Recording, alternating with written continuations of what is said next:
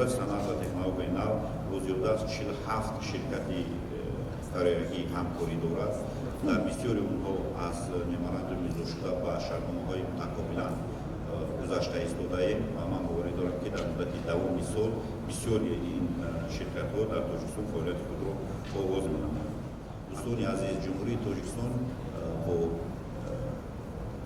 ایده نوی چهارم ملی یعنی صنعت‌کنی بصورت و تمام جوانیان پیشنهاد نموده ایستاده است که در ساحه صنعت مناسبت‌های نوی را بررسی نماییم. از آن جمله وابسته به آنکه جمهوری کره دارای قدرت خیلی خوبی فناوری، تکنولوژی و مالیوی دارد و ما پیشنهاد می‌نماییم که در پروژه‌هایی که در جمهوری تاجیکستان بررسی کرده شده ایستاده‌اند که آنها در اساس خودی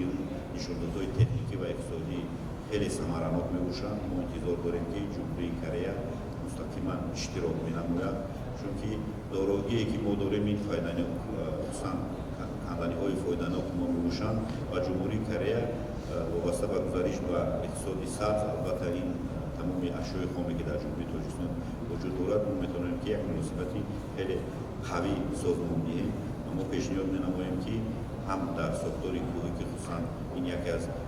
درایوری اساسی اقتصاد ملی ما میباشد، ما انتظار داریم که جمهوری کره میتواند که این برتری‌هایی که در جمهوری تاجیکستان موجود است این را استفاده برد. اینچنین یکی از مسائل مهمی که هست،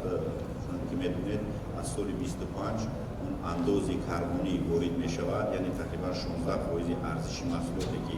از برق غیر سبز استحصال میگردد باید ستانیده شود در بازار جهانی. خوشبختانه 98% برقی موازی وزیری انرژتیکی ما این مسئله رو قید کرده میگذارند. ما دارای برق سبز هستیم و در وقتی که استحصالات سبز میگردد البته این برتری اون است که 16% اما اندازه که در بازارهای جهانی پرداخت کرده میشود شما از این آزاد میگردید و این خیلی از جهت ارزشی خیلی مهم میباشد. ما میدونیم که جمهوری کره زیاده از 2.5 میلیارد دلار هر روزه محصولات به خارج کشور صادرات میکند و البته در این حال که این موجود بودن این اندازه کربنی میتواند که تاثیر منفی خود را رساند. خوشبختانه در جمهوری تاجیکستان این وضعیت برعکس است و ما پیشنهاد می‌نماییم که شما رو البته بررسی نمایید. اینچنین یکی از مسائل مهمی که حکومت جمهوری تاجیکستان توضیح با اتحادیه اروپا و دیگر دولت‌هایی که بازارهای تاریخی جمهوری کره میباشند ما با آنها شرطنامه جدی وصل و دیگر شرطنامه‌هایی که وابسته به تجارت بازار وابسته هستند اینها در بررسی هر دو جانب‌ها هستند و کارخانه‌هایی که در جمهوری تاجیکستان سازمان داده میشوند شما میتوانید این برتری که وابسته به این شرطنامه‌ها داده میشود شما صاحب آن گردید. اینچنین خودی مسئله دموگرافی شما میدونید که جمهوری تاجیکستان هر سال تقریبا تا 3% رشد دموگرافی دارد و این پتانسیلی رسورس انسانی که ما داریم و تقریبا قسم زیادی مردم مینیمم 2 زبان رو صاحب هستند این میتواند که بر شما یک برتری نو رو دهد و ما پیشنهاد میکنیم که در برنامه‌هایی که شما آماده می‌نمایید این مسائل مهم رو به عنوان گرفته ضرور میباشد. من روز پیش از جلسه با یکی از کلانترین شرکت‌های کره در ساحه آیتی با شرکتی کره تلکوم گفتگو داشتیم. اونها آماده هستند که در برنامه‌های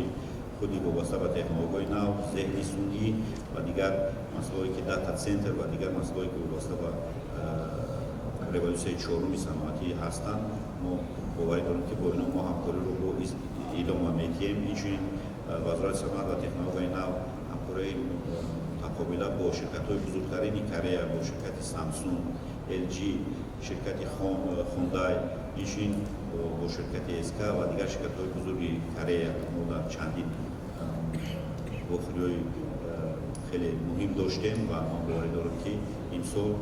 شرکت‌های بزرگی کره در جمهوری تاجیکستان یک روند نو رو در فعالیت خود صاحب می‌گردند. می‌خواستم قید نمایم که دایره‌های صاحبکاری محرک اساسی تحقیم همکاری‌های دو جانبه کشورها به حساب می‌روند و اطمینان داریم که با تلاش‌های مشترک و به‌شبهه به سابقه و نتیجه‌های نظررس ما می‌توانیم که صاحب گردیم. تشکر.